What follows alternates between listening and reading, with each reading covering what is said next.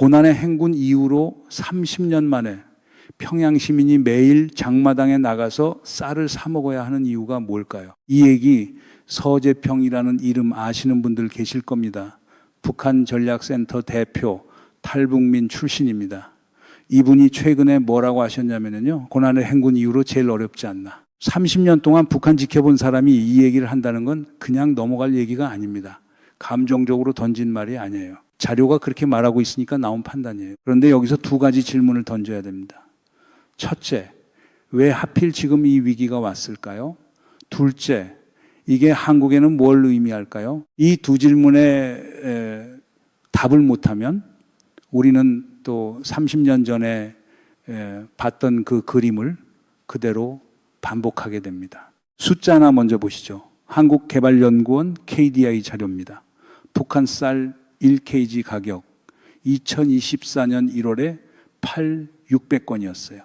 2026년 1월에는 얼마가 됐냐? 18영원입니다. 2년 만에 2.2배. 시장 환율은 더 심합니다. 2024년 1월 8, 200건에서 2026년 1월 39, 200건 4.8배 폭등이에요. 이거 그냥 물가 얘기가 아닙니다. 이 숫자 뒤에서 뭐가 무너지고 있는지 오늘 세 층으로 뜯어보겠습니다.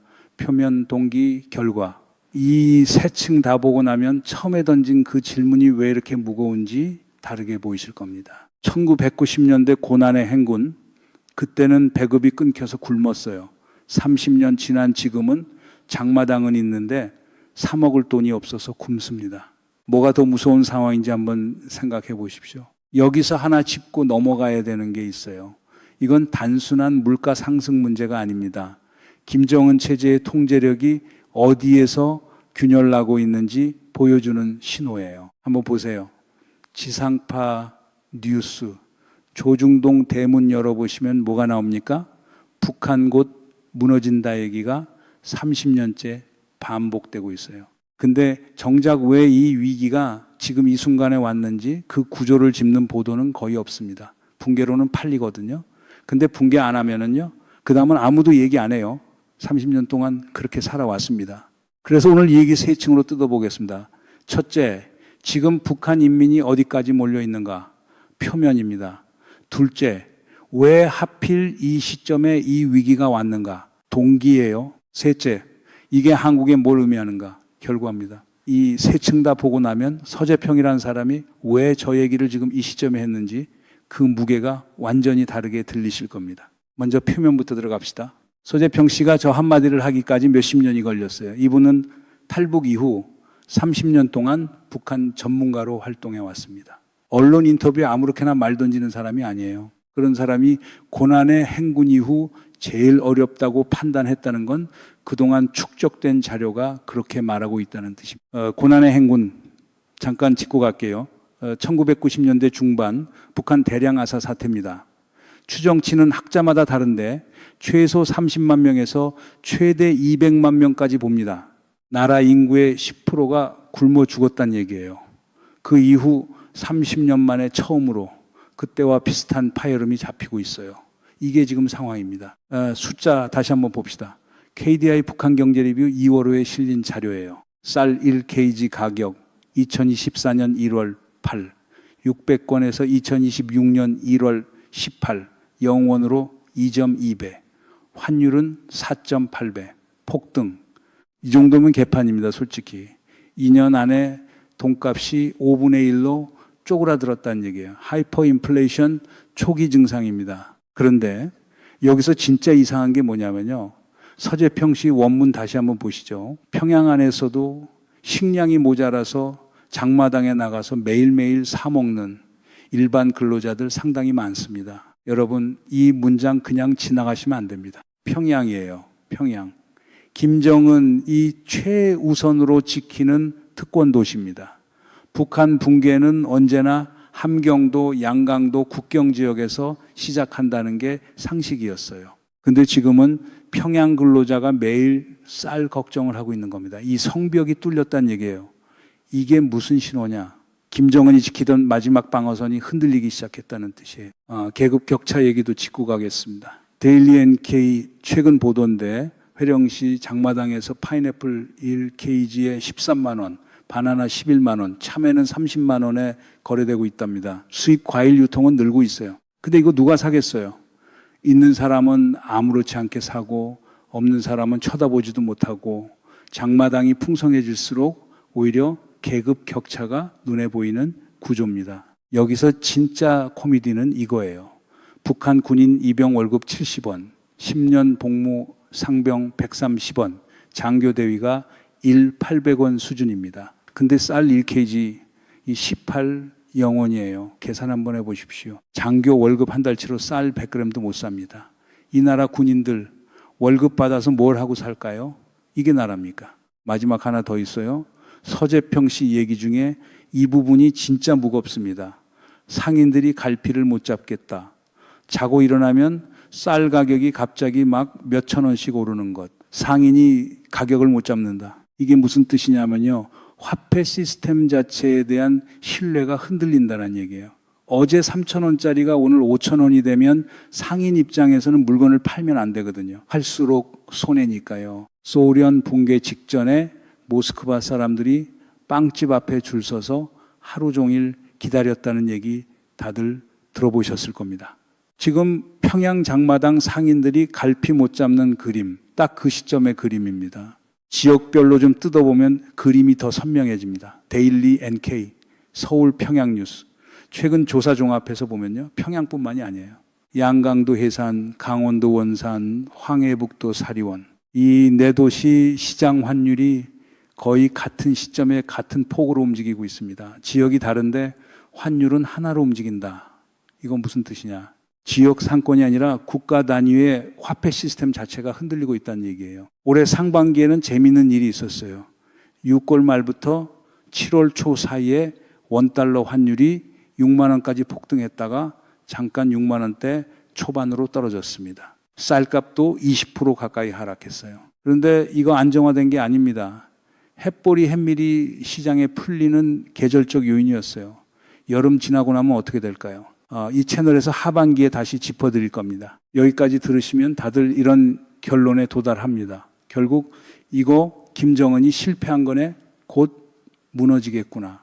자, 이 판단 잠깐 세워두시고요. 여러분 잠깐만요. 이 판단 30년째 반복되고 있어요. 저도 좀 어이가 없는 게 뭐냐면요.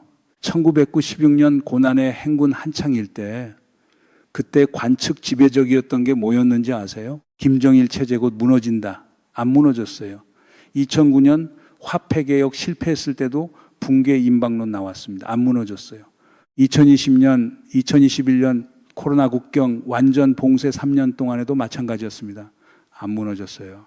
30년 동안 붕괴 예측이 반복되는데 왜 안 무너질까요? 답은 하나입니다. 우리가 던지는 질문 자체가 틀렸던 겁니다. 양치기 소년이 몇 번을 외쳤는지 마을 사람들이 이제 세지도 않아요. 근데 문제는 이겁니다. 늑대가 진짜 나타나면요. 늑대가 진짜 나타나는 그 순간에는 아무도 안 믿습니다. 그런데 여기서 한 가지 놓치면 안 되는 게 있습니다. 붕괴 여부가 문제가 아니에요. 진짜 문제는 이 위기의 성격이 30년 전과 완전히 다르다는 거예요. 그때는 우연히 벌어진 재난이었어요. 지금은 계산된 선택의 결과입니다. 그럼 왜 하필 지금 이 위기가 왔을까요? 여기서부터 판이 달라집니다. 원인 하나씩 짚어보겠습니다. 첫 번째, 러시아 파병입니다. 우크라이나 전쟁 이후 김정은이 러시아에 병력을 보냈어요. 1만에서 2만 명 정도로 추정됩니다. 그 대가로 뭘 받았느냐? 에너지, 무기 부품, 그리고 외화. 지금 북한이 굴러가고 있는 상당 부분이 이 러시아 파이프에서 나오는 겁니다. 여기가 핵심이에요. 이 자원이 어디로 가고 있냐? 아니 여러분, 하병 대가로 받은 자원이 인민 밥상에 올라갔으면 지금 서재평 씨가 고난의 행군 이후 최악이라고 얘기하겠습니까? 답은 뻔합니다. 안 올라갔어요. 평양 특권층, 군수부문, 엘리트 계층 이 세 곳에서 멈춥니다. 인민한테는 한 방울도 흘러가지 않아요. 두 번째, 5개년 계획이라는 게 있습니다.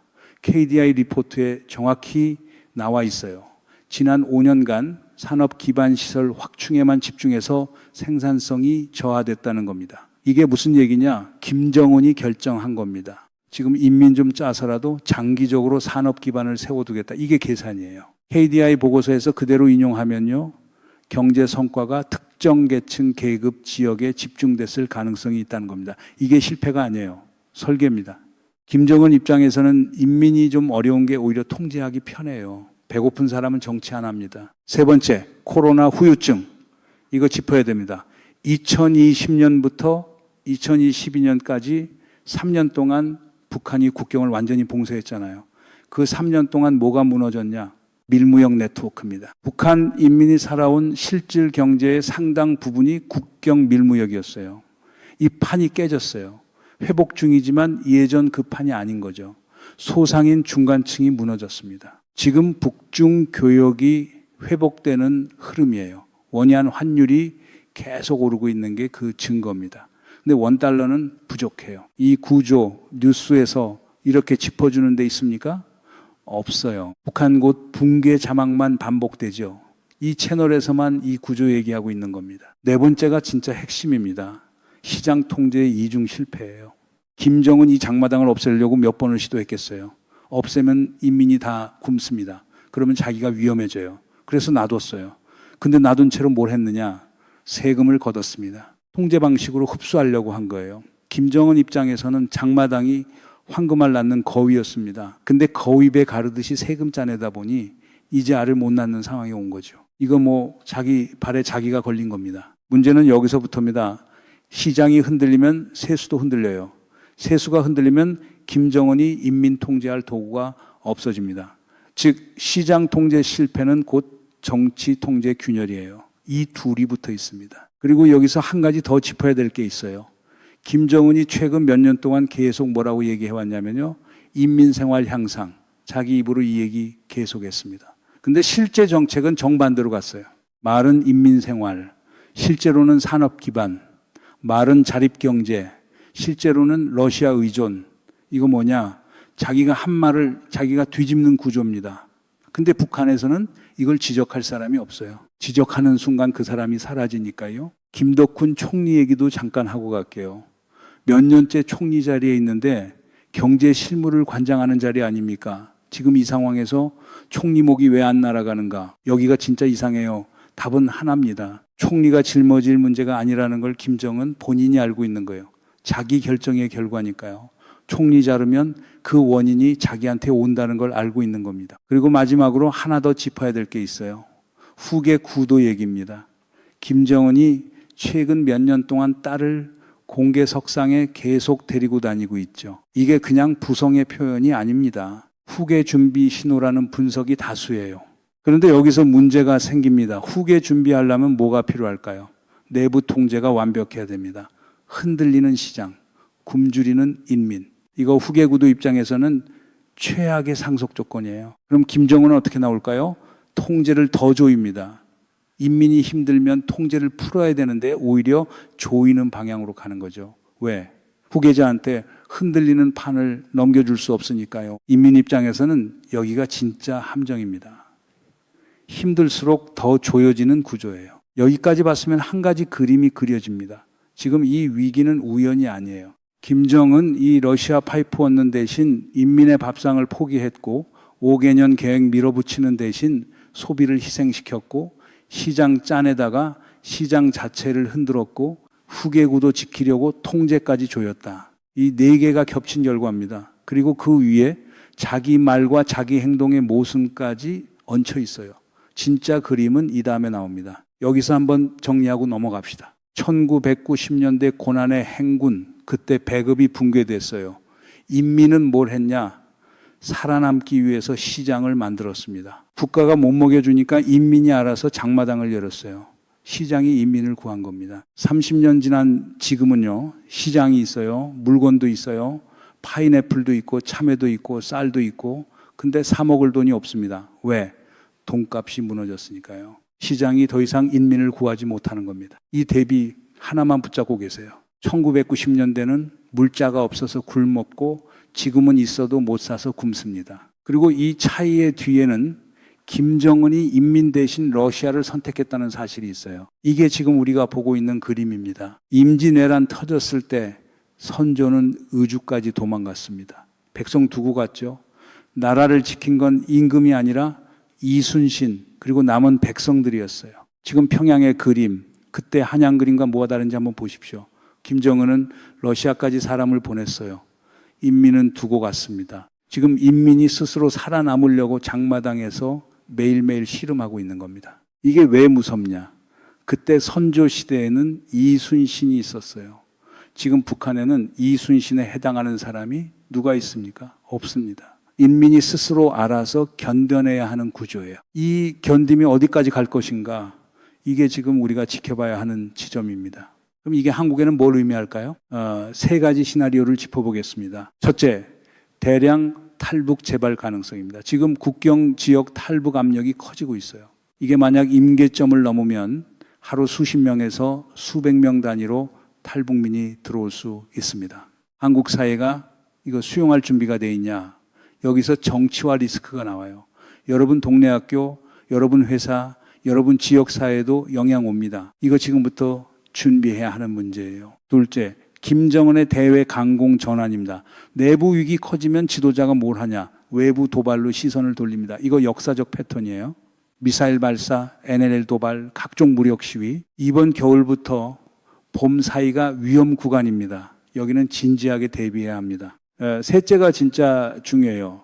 미북 재접촉 카드 재편성입니다. 트럼프 2기 취임하고 김정은과 정상외교 재개할 가능성 얘기가 계속 나오고 있죠. 2026년 트럼프 중국 방문 예정도 있어요. 에이펙 미중 관세 휴전 이후에 한반도 카드가 재배열되고 있습니다. 이 상황에서 한국이 뭘 해야 하냐? 방관자로 있을 거냐? 조정자 역할을 할 거냐? 이게 지금 결정되는 시점이에요. 여기서 한국의 대응 방향 두 가지 그림이 있습니다. 한쪽에서는 어떻게 얘기하냐? 곧 무너진다. 흡수통일 준비해라. 30년 전에도 이 얘기, 지금도 이 얘기. 이 사람들 매번 이래요. 근데 그 사이에 실질적 대북 정책 대안이 뭐가 나왔습니까? 감정적 프레임이 실질 논의를 대체온 겁니다. 붕괴로는 팔리지만 정책은 아닙니다. 다른 쪽에서는 다르게 봅니다. 이재명 정부가 올해 2월에 한반도 평화공존 정책이라는 걸 공식 발표했어요. 3원칙이 뭐냐? 북한 체제 존중, 흡수통일하남, 적대 행위하남. 여기서 핵심은 이겁니다. 인민생활 안정 없이는 한반도 안정 없어요. 이 논리 위에 서 있는 거예요. 작년 6월에 이미 통일부가 민간단체의 대북 접촉 신고를 수리했어요. 남북경제문화협력재단 포함 6곳이었습니다. 인도 지원, 사회문화교류 목적으로요. 이게 왜 중요하냐? 채널을 만들어 놨다는 겁니다.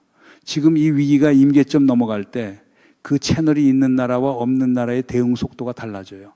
미국 쪽 흐름도 짚고 갑시다. 트럼프 대통령이 김정은과 다시 만날 가능성 계속 얘기되고 있죠. 여기서 한국의 위치가 결정됩니다. 방관자로 있으면 미국이 뭘 합의하든 우리는 통보받는 위치가 돼요. 조정자로 서 있으면 그 판에 우리 목소리가 들어갑니다. 어느 쪽이 국익에 맞습니까? 답은 뻔합니다. 주류 매체는 이 대비 자체를 안 짚어요.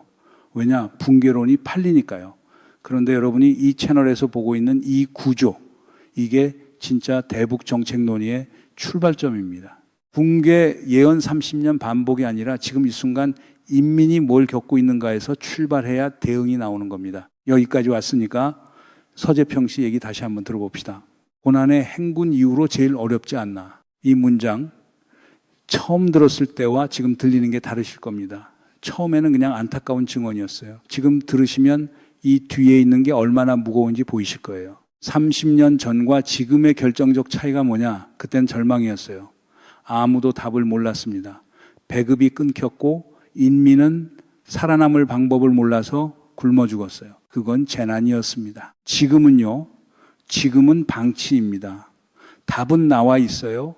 러시아 파이프에서 받은 자원 인민한테 돌리면 됩니다. 그런데 김정은이 그 선택을 안 하고 있는 거예요. 이게 재난이 아니라 선택입니다. 이 차이가 왜 더 무섭냐? 재난은 끝날 수 있어요. 선택은 계속됩니다. 서재평 씨가 이 얘기를 한 이유가 김정은 체제 곧 무너진다는 예언이 아니에요. 인민이 지금 이 순간 이렇게 살고 있다는 걸 우리한테 알려주는 겁니다. 이걸 붕괴론을 위한 소재로 소비하지 말라는 얘기죠. 이 증언을 정치적 프레임에 넣지 말고 사람이 살고 있는 이 현실 그대로 들어달라. 그게 이 증언의 진짜 무게예요. 평양의 어떤 근로자가 오늘 아침에 일어났을 겁니다. 어제 3,000원이었던 쌀이 오늘 5,000원이 됐을 거예요. 그 사람이 지갑을 열고 계산합니다. 오늘 뭘 못 사야 하는가? 아이한테 뭘 못 먹여야 하는가? 이 계산이 매일 아침 반복되고 있습니다. 그 사람은 뉴스 안 봐요. 볼 수도 없고요. 김정은이 러시아에 뭘 팔았는지, KDI 리포트에서 뭐라고 하는지, 트럼프가 김정은과 만날지 안 만날지 알 수도 없고 알 필요도 없습니다. 그 사람한테는 지금 이 아침, 이 쌀값, 이 아이 밥, 그것만 있어요.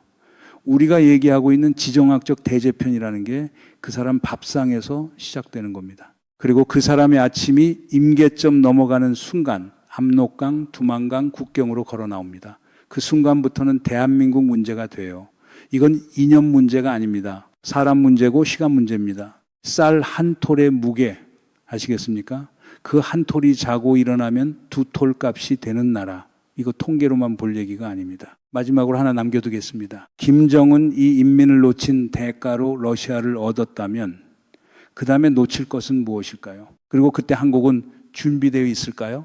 소련은 붕괴하기 전에 10년 동안 물전환이 있었습니다. 붕괴는 예언한 순간이 아니라 아무도 예언하지 않게 됐을 때 왔어요. 30년 동안 붕괴 예언을 반복해온 사람들의 목소리에 지쳐서 아무도 예언 안 하는 그 순간이 오면 그때가 어쩌면 진짜 그 순간일 수 있습니다.